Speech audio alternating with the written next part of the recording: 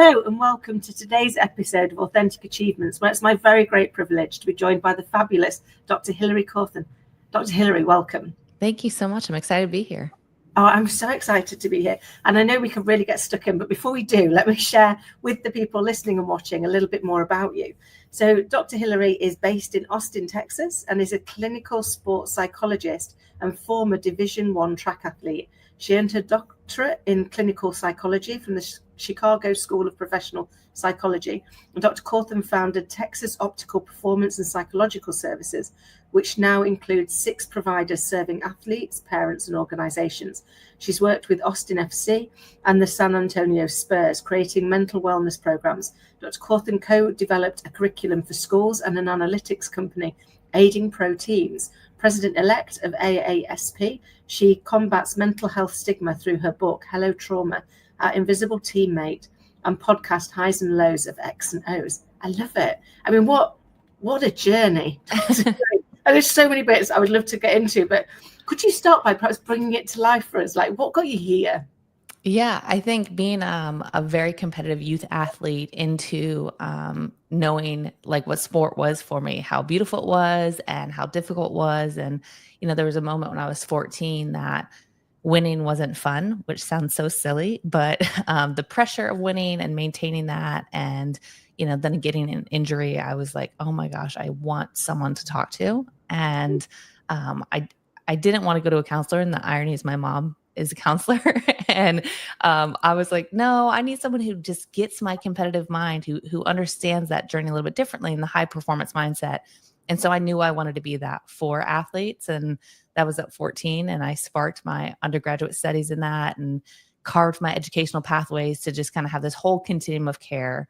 Because what I also found is I love how you can have mental health be, impacted by exercise and sport as well. And so there's this dichotomy that athletes need focus on mental health, but then also our everyday humans who are sedentary and living their life, exercise helps them as well. So I was like, I can help a range of people on this continuum, but really specialize in sport and exercise psychology, and especially mental illness and mental health within the athletic and high performance kind of population.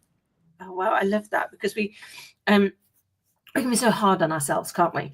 And particularly I think when you are in that high performance athletes, I hear a lot of talk about, you win it in here before you win it out there. Mm-hmm. And that additional pressure that you must pile on to what you're telling yourself, and the voice in your head must be overwhelming at times. I mean, we're our own worst critic, right? Like, and when you're in a sport itself, which especially at certain levels, it's entertainment, it's their job, it's their livelihood, and then you're on full display, and they're all critical of you, and you're critical, and then your livelihood revolves in it, your self-esteem and your self-worth, and so it's really complicated. And yeah, we are not nice to ourselves at all. Oh, we're not. I often say, to bearing in mind that the only person guaranteed to always be with us is us. You'd think we'd work harder at building a nice relationship with ourselves, because wherever we go, don't we? Right. Can't outrun ourselves, much as I've tried over the years. I can be honest. And so we have to find that psychological safe space to create that positive relationship with ourselves, which is. Would I be right in thinking that's what you're helping with? You're helping people to have that safe space and to have the tools within which to start to make that journey towards a better self-relationship.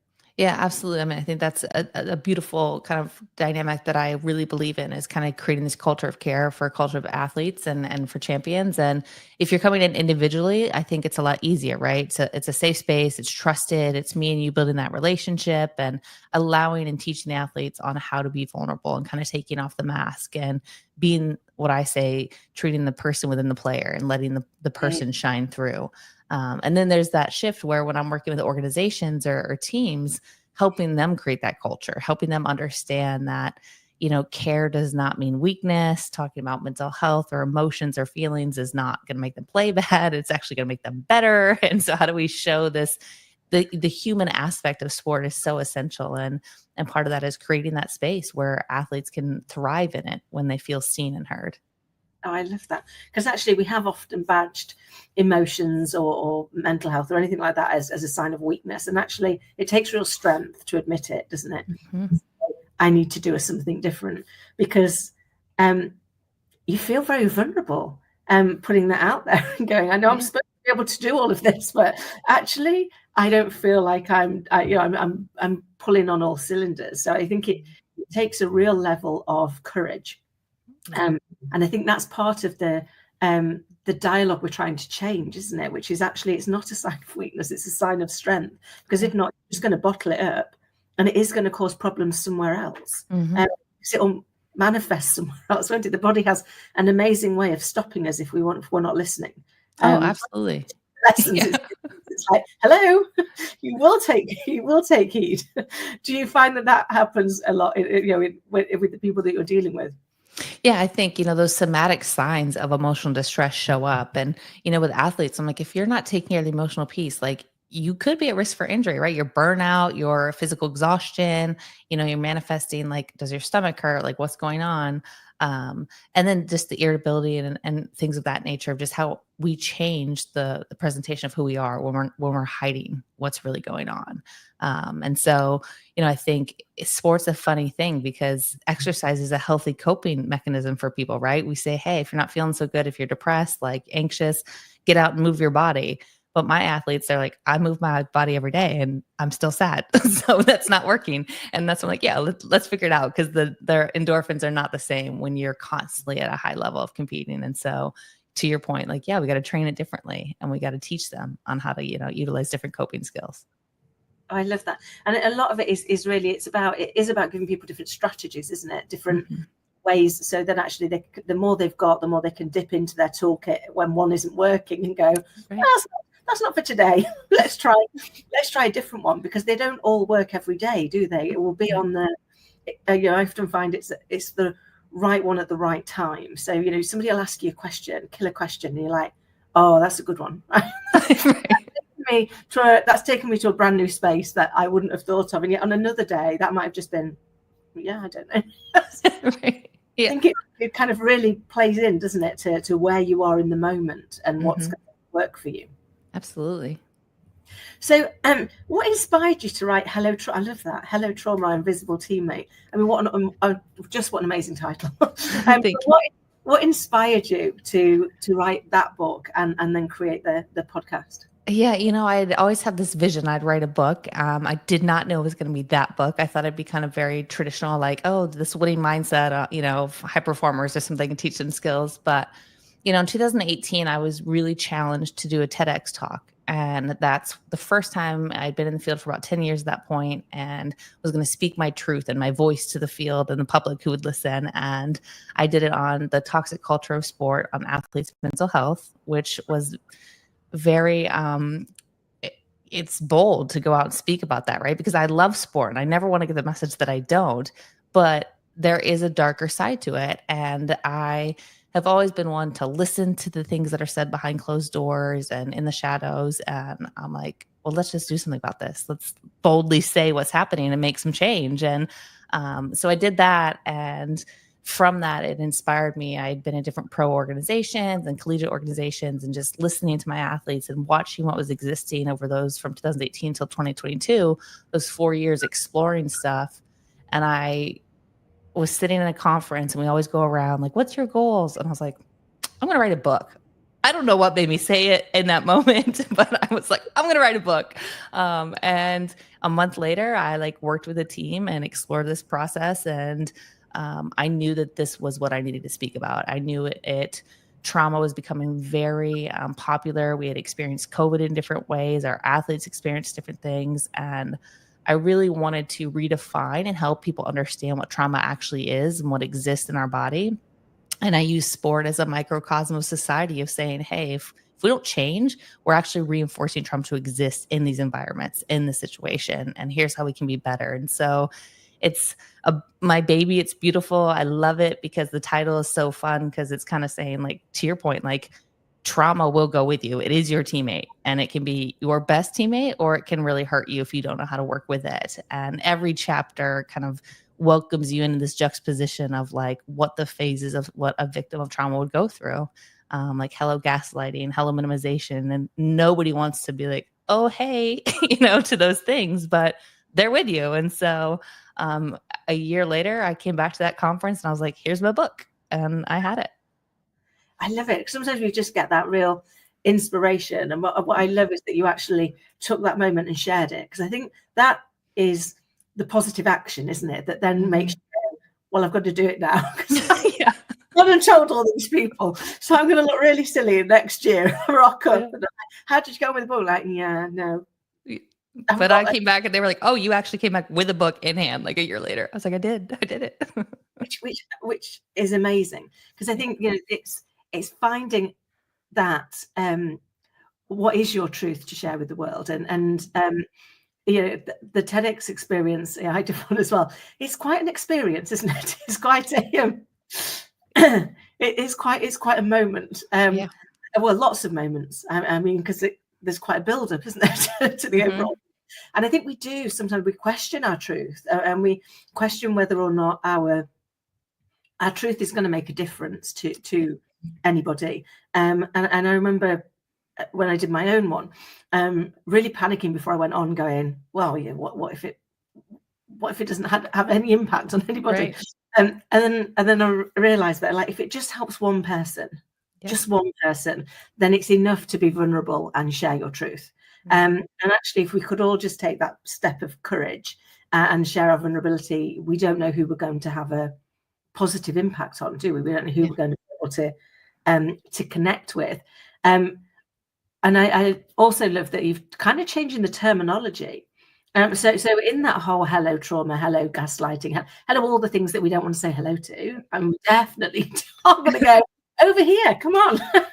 What do you mean? But actually, by making it more lighthearted in the language you're using, it makes it more accessible, doesn't it? Less scary.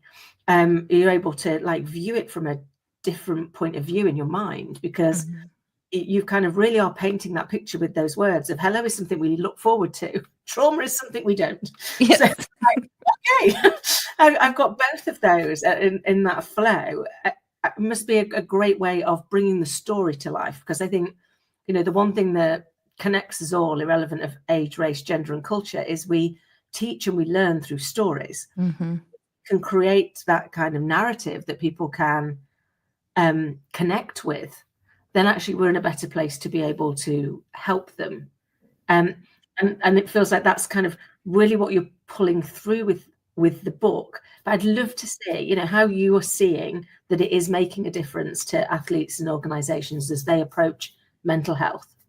Yeah, that's beautiful. And I love you talk about the story part, because I was so intentional in writing the book that the first 12 chapters start and end with a journal entry to emotionally evoke you into what you're about to experience and read about these chapters. Because some people, maybe they've never experienced trauma in the way that we've defined it publicly, the very sexual assault or war, or things of that nature. And what I let them know is everybody experiences trauma. And someone in their life will experience it, even if they didn't personally experience it. So the story part's so true.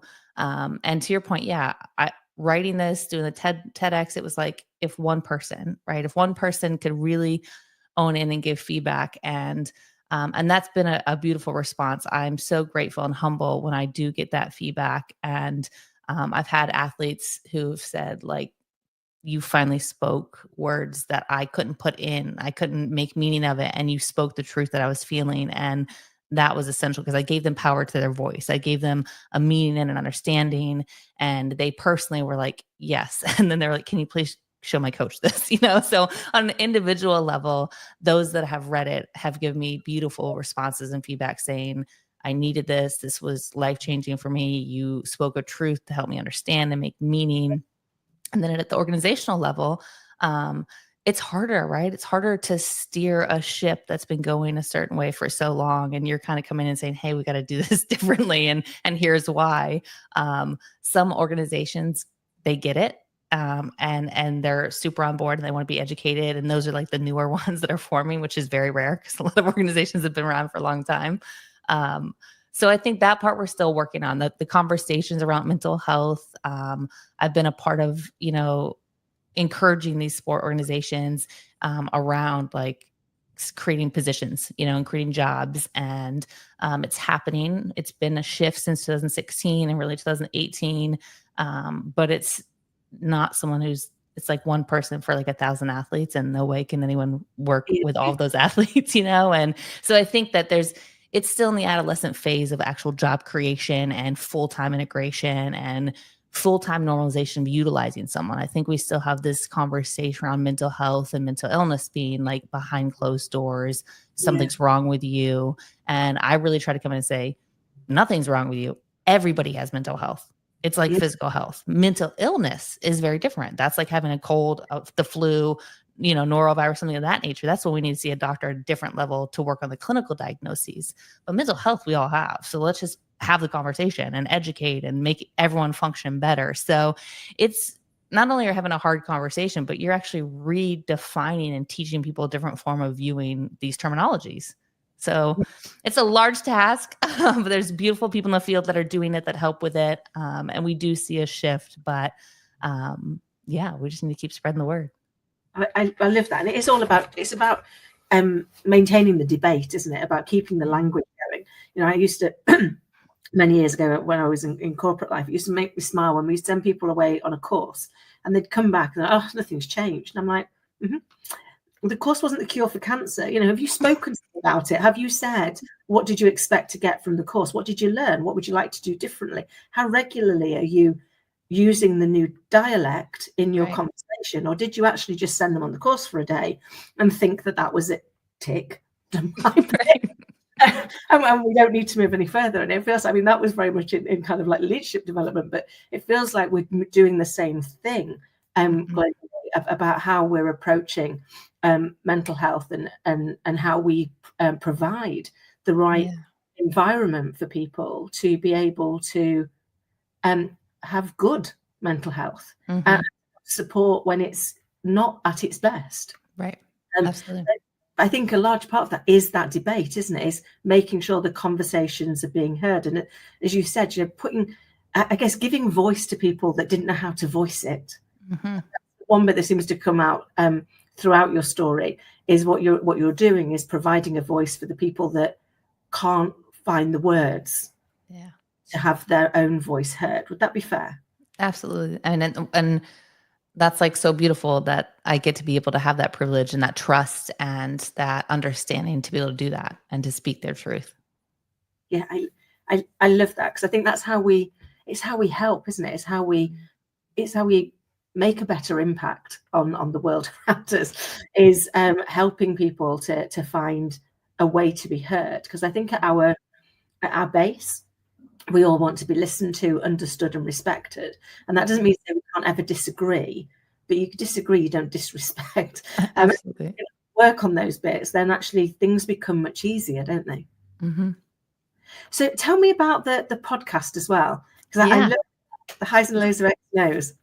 It's stemmed, all these things are so related, right? When you have a passion, they kind of connect. So I had done a book event with a panel of previous athletes at professional level and coaches and where they were at now. And they were sharing their stories around kind of the experience of what sport and trauma had done with them and how they had hidden this invisible thing for a while and culturally why they had hidden it. It was all beautiful to kind of mark the book before I did a reading. And as I was doing that and listening to it, I was like, okay, like this could be a podcast, like this could be a thing. And I realized the importance of story shares and representation. And so I wanted to do things a little bit differently. So I wanted my guests to come in that had already been through this process and actually reached a high level and be able to share their stories and have people that are listening or watching be like, oh, I see myself in them, and how crazy I see myself in them because they're a 5-time Hall of Famer, or they won a Super Bowl, or they did X, Y, or Z and this amazing thing. But now they're listening. They're like, but I was also like that at 15 or 18. So it was a part of representation and the connection and the humanity aspect that I'm so about. I'm all about saying, hey, everyone's a human and they just are really good at this one thing. And here's what's going on with them. And then the second part, so every episode is 2 parts. The other part is me teaching kind of a mental cheat code from what the athlete had shared in their episode of, if they had learned this one thing, this is like what would make them successful.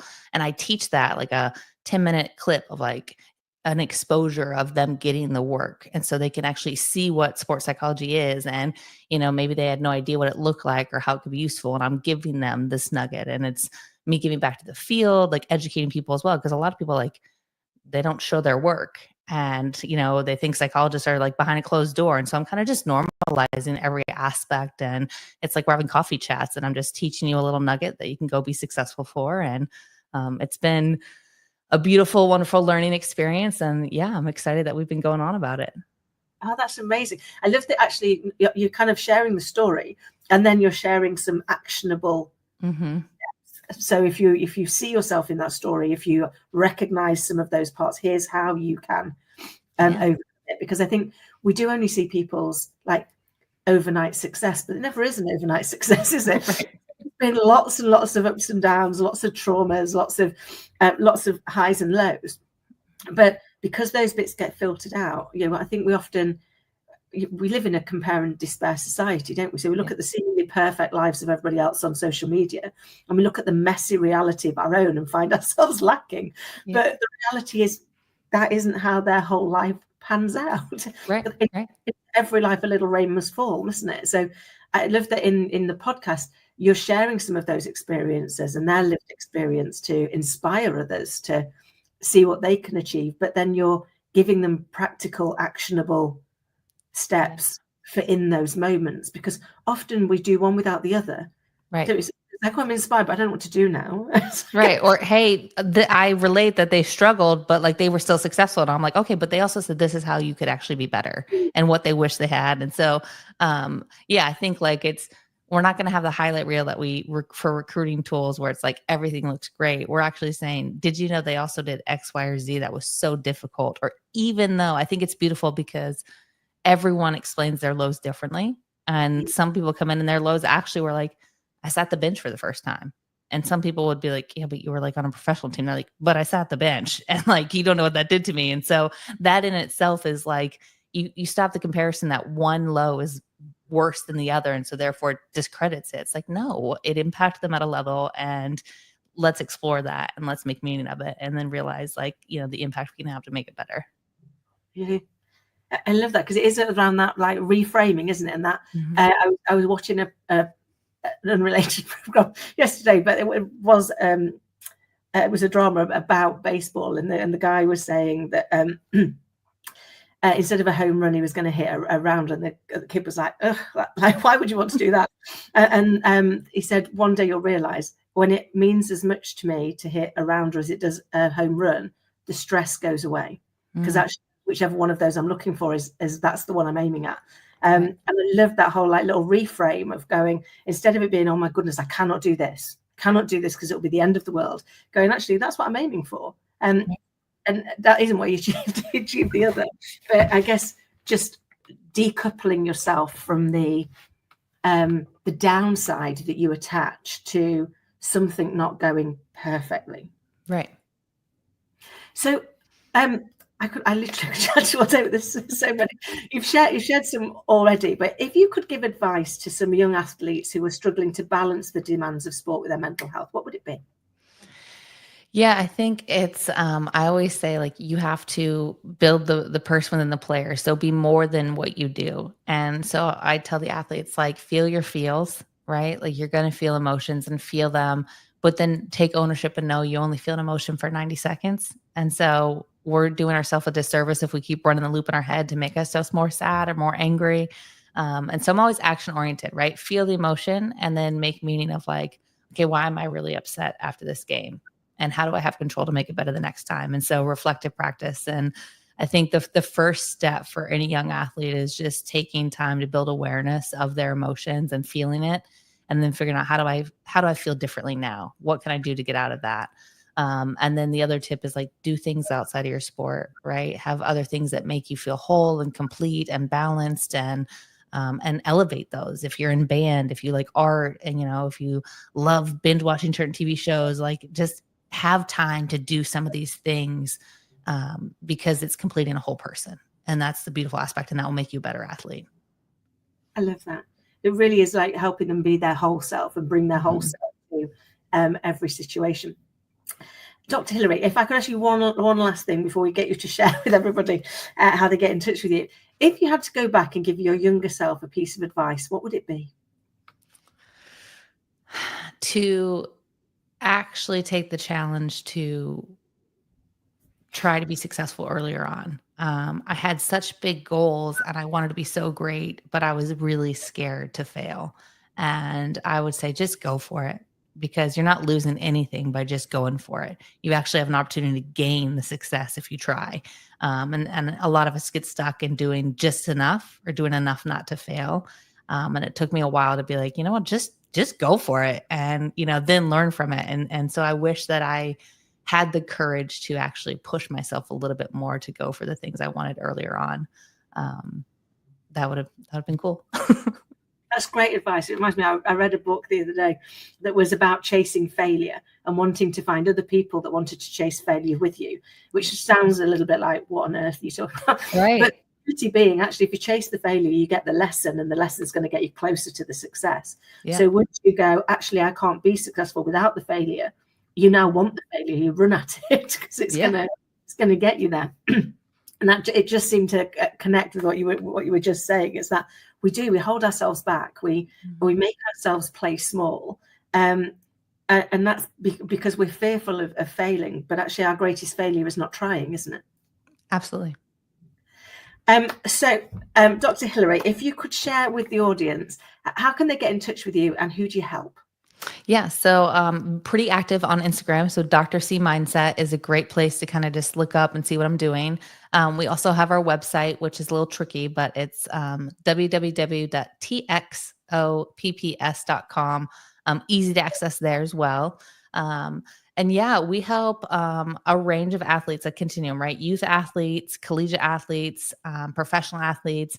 And then the beautiful part is we do a lot of executives too, high performers. So even if you're like, oh, I'm not an athlete anymore, like if you are resonating, you're a high performer, which all of us are, because we're always performing in aspects of our life, and you just want someone to talk to who can think about things a little bit differently and help your mental health and well-being, like we're the best place to do that.